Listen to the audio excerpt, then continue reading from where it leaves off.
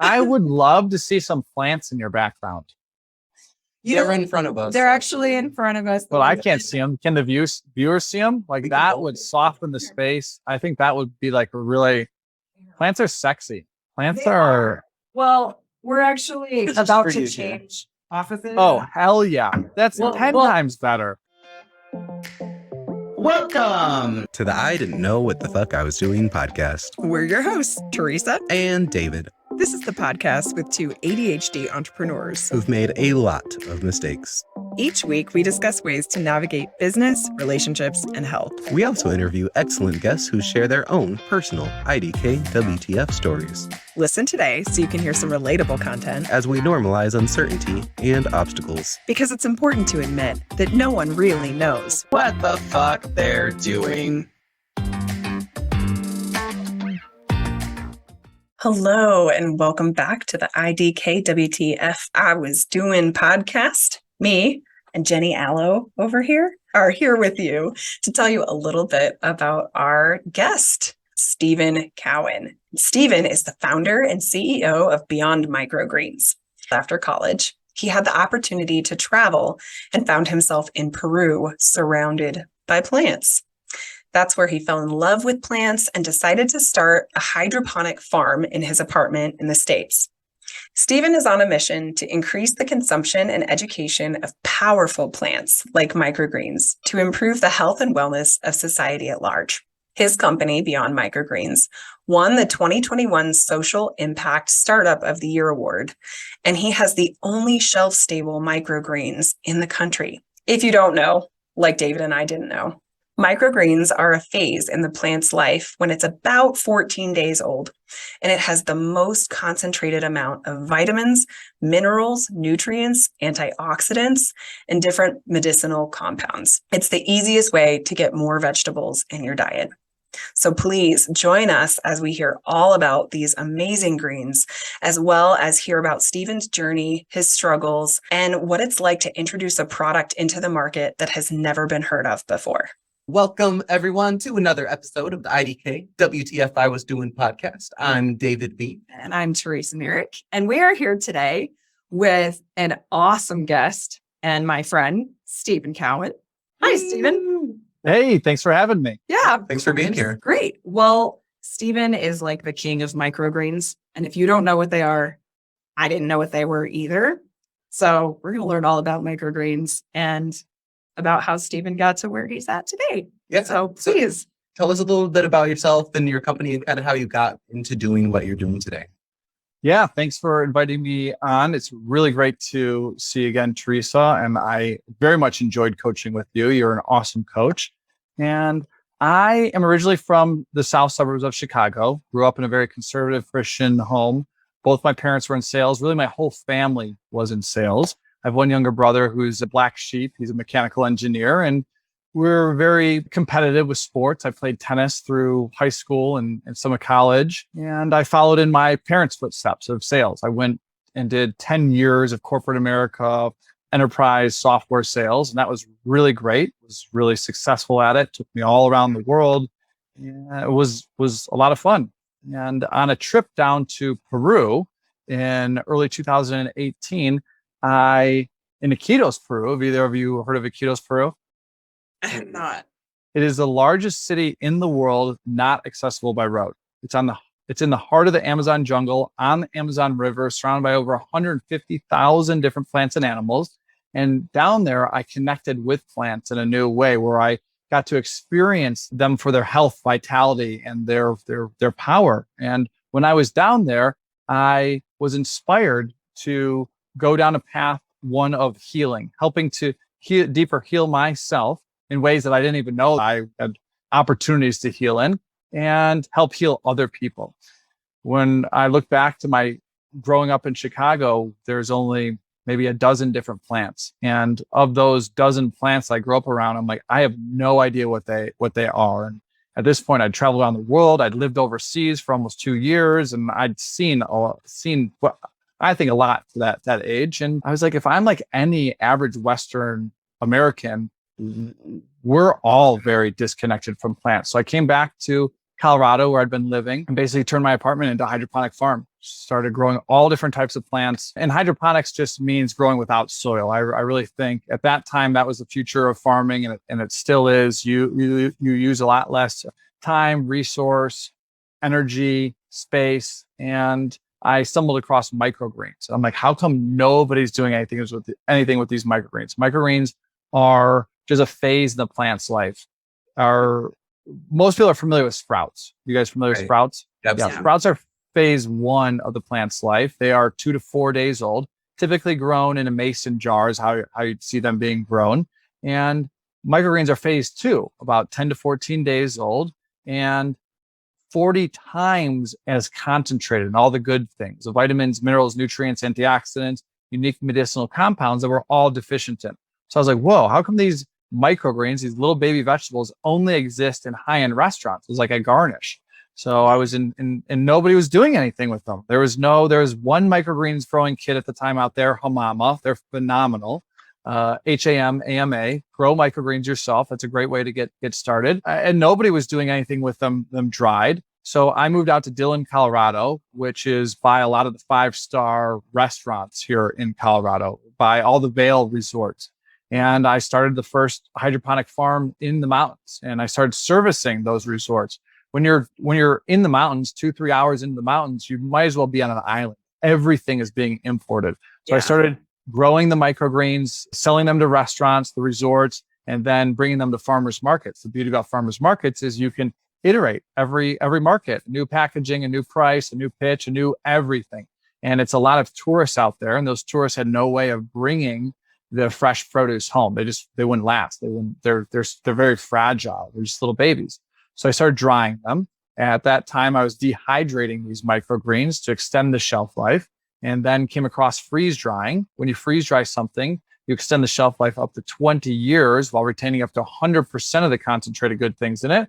And that's what I'm up to. Like, these plants are really guiding me. Now our microgreens exist in a line of organic teas, functional teas. We have seasonings and boosters, and working on a wide range of product offerings. Our whole thing is, how do we sneak more nutrients, vitamins, good things into people's diets while decreasing food waste? And that's where I'm at today. Now I live in Boulder, Colorado, which is the Silicon Valley of the natural products industry. And I've been here for about 3 years since starting the business. It's a humbling journey, and I'm happy to be here. Nice. Yeah, that's awesome. You mentioned growing microgreens. I kill plants often. Me too, actually. Yeah. So I was just wondering, because you just mentioned growing them, how hard are they to grow, like microgreens specifically? I think they're easy once you practice a few times. Like anything, most people probably wouldn't get it the first 2, 3, 4 times that they try, but after that, you're dialed in, you got it. The beauty about growing microgreens at home, and there's that kit, Hamama, I mentioned, where they make it pretty much foolproof. But the beauty about growing microgreens at home is you could do it year round in a windowsill, in the basement, underneath some fluorescent lights. So it's really That's what fun. I was going to ask, because in Colorado it gets so cold. Yeah, kids love it and everybody loves it, because you can see you're going from a dormant seed. It wakes up and it starts to grow, and then in 2 weeks you're eating it. It's really, we don't get that opportunity, and it's still alive. When you're eating it, it's alive. Most of the food that we get is days, weeks old, and is far from being alive. Like, cells are still moving inside of it, and cells are ever expanding and dying in our own body. And when you put living cells into your own body, it's very powerful. That's really neat. So how much, like, say I did that with my kids, or I ordered some from you, how much would you need to eat to, like, have a nutritional impact on your body? Yeah, it depends. Every microgreen is different. So today we do all broccoli, and I'm not sure if I share, but my company is beyondmicrogreens.com. And we do broccoli products. Why broccoli? Because broccoli is believed to be the most potent of all of the microgreens. And there's very unique antioxidants in the broccoli at this phase. So you're not just getting vitamins and minerals and things, but there's also really powerful medicinal compounds to these microgreens that are especially useful to the sick and elderly. But to kids, it's very useful too, because they're like doubling in size every year. You need those vitamins and minerals and nutrients. And what those vitamins, minerals, nutrients are to the plant are like the gears of it. Like, that's how it grows. And they're the most concentrated at that adolescent stage, because it's about to grow really big, really fast after that.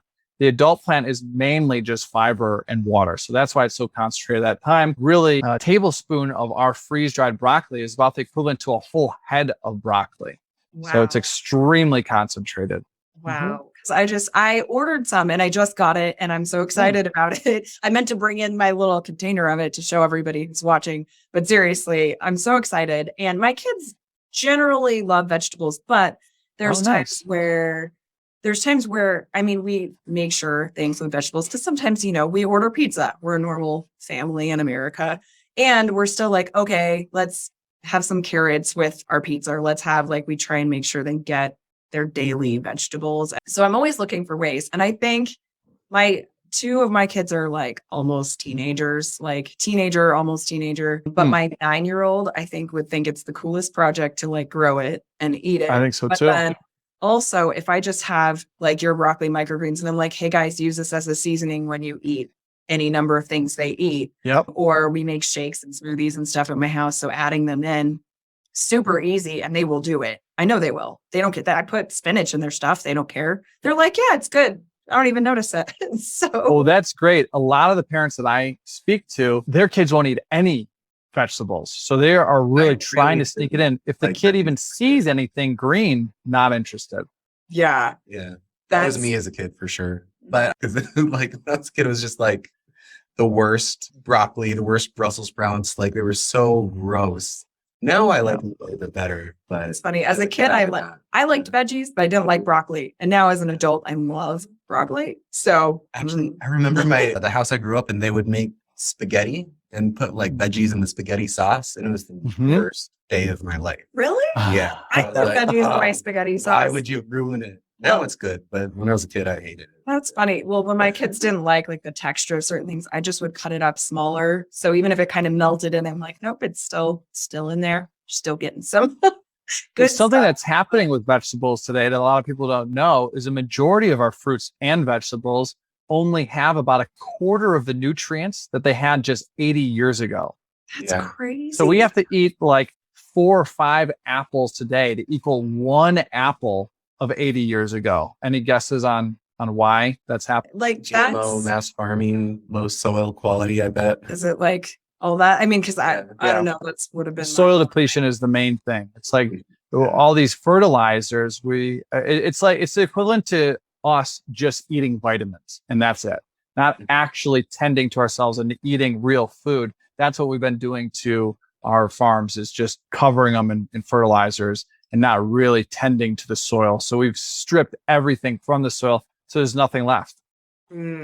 That's terrible. Mm-hmm. But I imagine it's the same thing with organic food. It can be grown organically, but it's still the soil is depleted. So we're not getting food in the organic food. Yeah. Right? Yeah, that was more of the inspiration for these microgreens. This is the most nutrient dense time. Nothing touches our microgreens except for clean air, water, and light. No fertilizers, pesticides, or herbicides. Last year, we won an award for being the most sustainable startup in Northern Colorado, the National Institute of Social Impact, because of these microgreens are about 200% more sustainable. They take 200% less time, energy, space, water, resources than traditionally grown vegetables, with having almost a 100% crop yield, where a lot of farms, maybe they're only having a 60% crop yield. Frost comes through or bugs come through or whatever. Well, farming is very variable. So we're at almost 100% crop yield. And it's amazing that it's not a bigger thing in the US. It's huge over in Europe and parts of Southeast Asia. And it's just barely becoming a thing. Most people have no idea what microgreens are. So I was in the nutrition industry for a long time. So that's what I did. And I went away from multivitamins because most of them are just synthetic, lab created, that our body doesn't use. And I pretty much only do greens mixes. I have not tried yours yet, but I'm definitely going to. I would say comparing it first to maybe another greens blend, like an athletic greens. It's really popular. I think athletic greens is really innovative. They iterate on it and they make it better. Every 6 months, here's our new version of it. The thing with a lot of those is they're sourcing ingredients from really far away. A lot of the time it's China. Eating food from China doesn't really excite me. Or do I really trust it also? And one thing on that real quick. Please. the store I worked at, people would fly in from China to our supplement store and they would buy just all of our vitamins, everything, because they can't trust anything in China because the regulations are so lax. Like they just have fake everything. So they would spend like thousands of dollars to buy our stuff and bring it back to China. Wow. Yeah. Did you keep those emails? I would love to email those people. Those sound like great customers. They were. Well, all our microgreens are grown here in Colorado. We grow them here, we process them here, we clean them here, we freeze dry them here, we manufacture here. It's all here.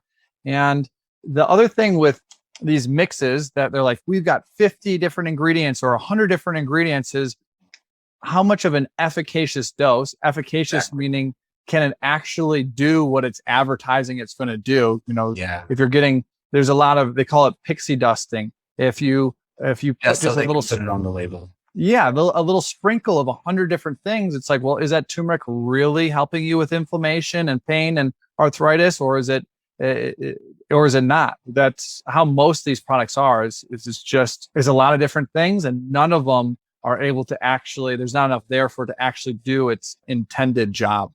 Yeah. Well, I have another question, but first I want to take a really quick break, hear from our sponsors, and then we're going to hear more about microgreens because there's lots of questions to ask. Yay! All right, just a second, guys. Be right back.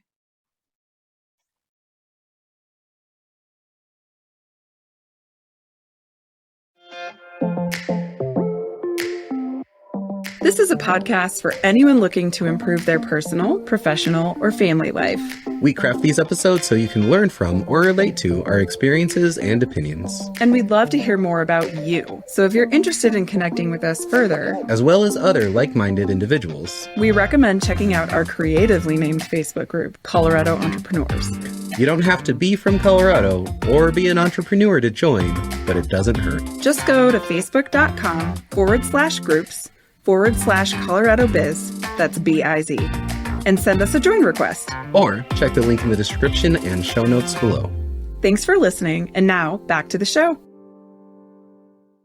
Welcome back. Welcome back. After everybody. the break, if you're watching, you may have noticed that we now have some new beautiful background because, I don't know why we didn't think of it, but Stephen, thanks for telling us to put some plants in view. So we have them. More plants. I'm all about plants. Let the people enjoy them a little bit. Yes, absolutely. You got an aloe plant there. That's a powerful medicine plant. I use that a lot for burns. If I get burned, that thing works really well, surprisingly well. Absolutely. Yeah, small cuts and scrapes and stuff too. We have aloe. At Oh, really? home. I almost killed one because when we updated our swamp cooler last summer, and so even though I don't water my one that's downstairs very often, I was watering it too much for the swamp. I was like, something is wrong. And then I realized how wet it was. And so, but it's still alive. Like I cleaned off all the roots and basically just left the one main root. And I was like, all right, there's a plant I can't kill. It's still alive and I'm still watching it. And I got another aloe plant and I put it upstairs where it's a little less intense moisture from our swamp cooler. But I think that's the beautiful thing about plants is they really help to build our intuition muscle, because you could read about plants and you can all that, but until you start working with the plants, you have no idea what to do. Does it need more or less light, nutrients, water? What is it? And your intuition is really the only thing that can help you figure out how to work with that plant. So I tell people where they're like, I don't know what to, if they're like really indecisive, I'm like, go grow some plants. It's going to help you make some decisions and it's going to help you strengthen that intuition muscle. Have you guys seen the story about the guy who hooked up the lie detector test to the plants and he was actually able to communicate with them and he saw them communicate with each other? Yeah. no way. They would he could see him when they got scared or they would like miss him when he wasn't there. So where he first discovered it, he was like, well, I just kind of want to see what happens. He was like, how can I get a reaction from the plant? He's like, oh, I'll like light it on fire. And just him thinking about lighting the plant on fire made the detector freak out, and the plant was scared because it could sense him wanting to hurt it. Wow. Yeah, I'll put a link to that. That's That's crazy. Yeah, we should check that out. I've I mean, and I think most of us have heard about the studies where if you have two plants and you like say bad things and negative things to one, and then you say positive things to the other, like it, it's very interesting how plants work. And so that brings me to actually the question I was going to ask before our break, Stephen, because you mentioned that specifically there's a reason that you have chosen broccoli greens, microgreens, but is there, like, say you were mentioning, oh, does this turmeric have, like, if you need certain nutrients from certain plants and your doctor's like, hey, get a supplement, or hey, increase your intake of whatever plant, do most of them have like a phase and microgreens that you could tap into if you wanted to? Yeah, they do. It's just, where do you get those? It's very hard to even buy microgreens. You can get them at the farmer's market, and those farmers will probably have a half a dozen different types. And typical ones are pea shoots. Sunflower is amazing. Radish is amazing. If you're out there listening and you want to grow microgreens yourself, I would start with any of those three. Those are really great. Fast growers. They want to grow. They're easy to grow, and they're very nutrient dense. Sunflower is similar to like an avocado, like really good fats. Like you could live off the sunflower. It's one of the few things that they recommend pregnant women to eat. It's like you almost don't recommend anything to pregnant women, but they recommend that. And they tell pregnant women, don't eat this and don't eat this and stay away from this. And so that's cool. Okay. Yeah. And what my diet looks like is it's whole foods, mainly plants. And I try to get it from the farmer's market because the quality is way higher. And then I'm a part of CSAs as well. So community supported agriculture, where you buy a share of a farmer's crop, and you buy it all up front at the beginning of the season. So it helps the farmer out because they spread their risk over many people. And then you get just really high quality produce, 10 times better from meat to vegetables, 10 times better than you could buy anywhere. I want to cycle back to the sunflower and radish thing. What do you mean? So when you grow a sunflower and have it as like a little older than a sprout, is when you eat it? Yeah. Just about 14. They're all about 14 days old. And it looks nothing like a sunflower at that stage. It's just like 2-3 inches tall, and it's super nutrient dense, packed with, just like if you were to eat a sunflower seed, what's in that? Like really good fats. And it's one of the top 10 highest fats, the seed is, of all plants. So you get a lot of really good plants. There's other vitamins, minerals, and nutrients in there. I don't know exactly what they are, but that one's known for like really good fats. It's crunchy. It's got a little bit of a nutty flavor. That's a very popular microgreen. I'm surprised I've never actually heard about this. Because you can't buy them anywhere. They don't exist to grow. Like nobody knows about these. So there's no real demand because people don't know to ask for it. Huh. Well, could you do it just from any seeds, or do you want to look for specific seeds? Do you need to buy like the kit to do it? I mean, obviously probably the kit if you don't know what you're doing, or order from you because you've got amazing teas and because it's already done and you've got the broccoli microgreens, which I like, it's so much easy. But for those of us that are like, hey, maybe I want to try growing a different kind of microgreen than you offer. Just go to, I buy my seeds from High Mowing Organic. They're out of Vermont. It's all organic seeds. They do a really good job. The largest seed supplier in the country is called Johnny's Seeds. And you just go on either one of their websites and look up microgreen seeds, and they'll tell you all about what they've got. Neat. Mm-hmm. Let's talk about your products real quick, because you've got some different teas, and then in the broccoli booster, the main ingredient is sulforaphane. The only ingredient in broccoli booster is freeze-dried broccoli microgreens grown here in Colorado, and the most unique compound in that microgreen is sulforaphane. And it's really it all gets quite sciencey, but there's two precursors to sulforaphane. When those two combine, they create sulforaphane. Sulforaphane activates more pathways, basically on and off switches in the body, than any other antioxidant that we're aware of. So we can turn things on that we need. Like we all have an antioxidant factory within us. Mm-hmm. So we have the ability to produce antioxidants. I had no idea. And antioxidants are important because they counteract free radicals. Free radicals are what we're being bombarded with, from pollution to bad food to stress to even over-exercising. Free radicals are what cancer comes from, for what bad things come from. When one antioxidant combines with one free radical, they both just disappear. Mm-hmm. And so you can produce your own, and the ones that you produce yourself are more potent than the ones that you can eat from a blueberry or get from a green tea or things like that. So it is the most sulforaphane is the most powerful fuel for our antioxidant factor. It boosts our immunity. There's a whole host of things. We have extensive blogs about it on our website, beyondmicrogreens.com. But it is the most potent antioxidant that we're aware of. Cool. It's amazing. So we third-party lab test for that in our teas, in the broccoli booster, in everything, that NRF2 activation is happening. Okay. And tell us about your teas. Yeah, we've got a line of organic teas. It's all loose leaf. And we have 2 herbal, non-caffeinated, a turmeric lemon ginger and a chamomile blend. Both of those are great because you can drink them anytime. They're uncaffeinated. The turmeric lemon ginger is super popular for pain, inflammation, joints, arthritis, digestion. And then the chamomile blend is more of like our sleepy time detox tea. You can re-steep our tea leaves 2 to 3 times. So there's a lot of life in it. Most of us are used to probably lower quality tea that's in a tea bag that you can only steep 1 time. This is very high quality. You can steep it many times. If you were to guess, what percentage of the vitamins, minerals, nutrients are you able to extract per steeping? Like how much of that good stuff do you think you get out 80%. per steep? 80%? What do you think, Teresa? Guess the From you- opposite. From yours? Guess the opposite. From any. or from any. From any. From Yeah. like a regular tea bag, I'm gonna go like 20%. Like That's exactly right. It's about 20%, maybe even less. And it depends on how long you're steeping it for, but you're only getting about 20% of those good things out for steep. So re-steep it because there's still lots of vitamins, minerals, good things in there. So we have those 2 herbal ones, and then we have 2 lightly caffeinated ones. We have a black tea blend and jasmine green tea blend. And yeah, 30 to 40 servings in every tin. You can re-steep it. You can make it as a hot tea, cold tea, sun tea. Have either of you made a sun tea before? That sounds like a child. I have not.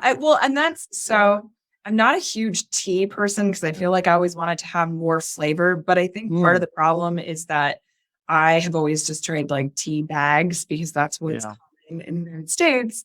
And I think the level of flavor is probably very different when It you is. keep it. It's from- all about quality, like anything. It's all quality. And Okay, if you have well, a I'm really gonna high order quality some tea. ingredient, you're going to have a really high quality, experience. Does making sun tea, does it make it, do you get more? I think there's just something special to it with the sun infusing the water and infusing the tea. I think there's just something special about that. That takes a little bit longer. Basically, for those of you not aware of how to make a sun tea, you take a tea ball, put it in a mason jar, put that out in the sun, cover it with like a lid for about 4 hours, and then you can pour that over ice or put that in the refrigerator. It has about a 2 to 3 day shelf. Okay. Cool. I feel like I want to do some of this stuff with my kids too, because kids love that kind of stuff and it's fun. And it's like, hey, we're doing something different. We're going to try something new and it's good for us. So I love getting them involved. And that's why I was thinking like, oh, I should order a little pack of microgreens to have them have it be a project for us to do to grow some greens and try them and see what they taste like. And in the meantime, I'm just going to order from you to make sure we have them. And if we fail a lot, it won't matter. With the microgreens, the hardest part is you have to water it every day. It's not a lot. You just keep a cup next to it. But yeah, you got to water it every day. It sounds like with your last plant, Teresa, you're giving it lots and lots of water to where it was maybe like it was almost turning to mud, the soil. Well, I think of that as just like over loving it. Well, you get to over love these microgreens because you get to water it every day. We love every day. My 9-year-old Kelsey, she has a little plant that they got. They planted some seeds in a little pot at the end of school. And then they brought them home and we sat it in our little window. And then, but she was loving it a lot. And I was like, sweetie, I was like, we got to love it a little less. Like the dirt's not quite dry. Because what happens then is the plant can't breathe. It needs air down in those like that's the fuel for the plant is sun, water, and air. And if it's sitting in mud, well, no air is getting through. So you're actually suffocating the plant, accidentally. But that's what's happening. I will make sure to remind her of that. But if we need to water, get a spray bottle. If you want to overlove it, just spray the leaves with a spray bottle. That's a good idea. That's the best way to scratch that itch. And the plants love that. That's a very good idea. Thank you. Because I think that will be helpful. And I think my other kids will think it's cool, but I think Kelsey will be the one who wants to do the project with me. Very cool. Good. So yeah, I'm excited for that. And like I said, it's like getting them to eat vegetables because it's not, to me, common knowledge that it's 80% less effective than it was 80 years ago. That's what you said, right? Yeah, about 75% less vitamins, minerals than 80 years ago. Yeah. Yeah. Mainly because of soil depletion, but also because they are creating vegetables that have a longer shelf life. So it's like, I want it to look and taste like an apple and be able to sit in a warehouse for 6 months. I don't really care about the vitamins anymore. It's mainly for shelf life and maybe for cost and ease of growing, but also for many fruits and vegetables, guess what percentage of nutrients are burned off every day after harvest? Mainly through dehydration. But they start to lose their power as well. Guess what percentage they lose about every day? 6%. I don't know. About 20%. Oh my God. 20% each day. I was hoping it wasn't that On high. harvest. Yeah. They're all, there's so many different types, but on average, it's about 20% you're losing every day after harvest. It's interesting because you don't consider how different it is to eat something that's so fresh and how much all these factors are playing in. I think that's a huge issue that especially us as Americans have, and I know I have, is like we're so disconnected to where food comes from. Because like I know personally, I'm not going to spend the time to grow my own microgreens. It sounds great, and I might do it for a little bit. I would much rather just buy yours, you know. But yeah, it's not part of our routine. It's not part of our life, and we're just so far away from food that it's just we don't care.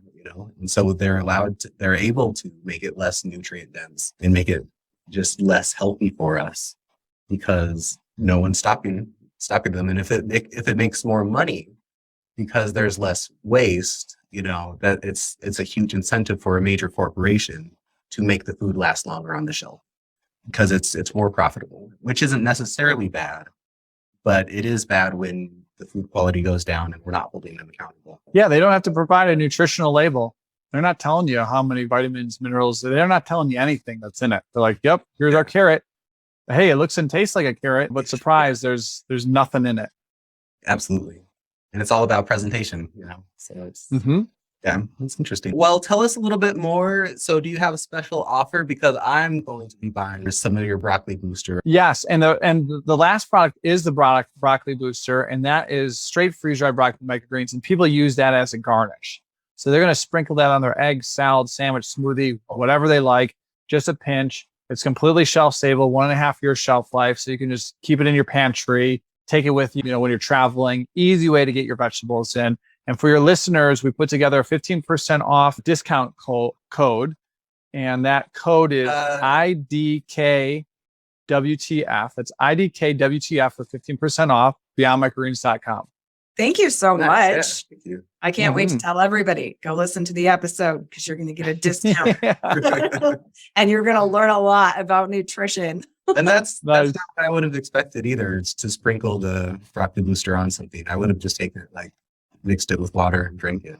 So I think that's it's not water soluble. It's an easier way to sneak it into things is if you put it into the pasta sauce, but put it into things after you've already cooked it. So once you've plated the eggs, then you sprinkle the eggs on. You don't want to put too much heat on it for too long, as you can burn off some of those good things unintentionally. Okay. Okay, cool. Well, and so then can you just I blend spinach into my smoothie. Can you just blend it into this smoothie? Absolutely. Because obviously that's not heat, but people send us funny pictures, putting it on ice cream and cake and pizza, all types of things. People put on everything. And again, it's mainly parents buying it to sneak into their kids' diets. Because kids just don't, I don't know. Maybe they're at that age where they're learning to say no and they're pushing back and they're like, you want me to do that? No. So they're sneaking it in this way. Well, I think it's, as a mom, that's very, very helpful. But also I think adults should recognize, even if you eat what you think is a good amount of vegetables, we've learned a lot from you, Stephen, that we're missing nutrients still. And we probably aren't eating the actual recommended amount of vegetables for our bodies every day anyway. Most of us aren't. And what happens when we don't eat enough of those vegetables? It's those are the tools to help us repair, but also to keep us in balance. And I think that there is a lot of mental, maybe angst and depression and anxiety out there because we're out of balance. Yeah, absolutely. Awesome. All right, guys. Well, this is the end of part 1. Thanks for joining us. We're going to come back with Stephen in part 2, and we're going to learn a little more about his business. And we're going to be talking to Stephen too about some of his biggest like IDKWTF moments. What were some failures he's had, some things he's had to overcome in his business and moving forward. So join us for part 2. Thanks for being here.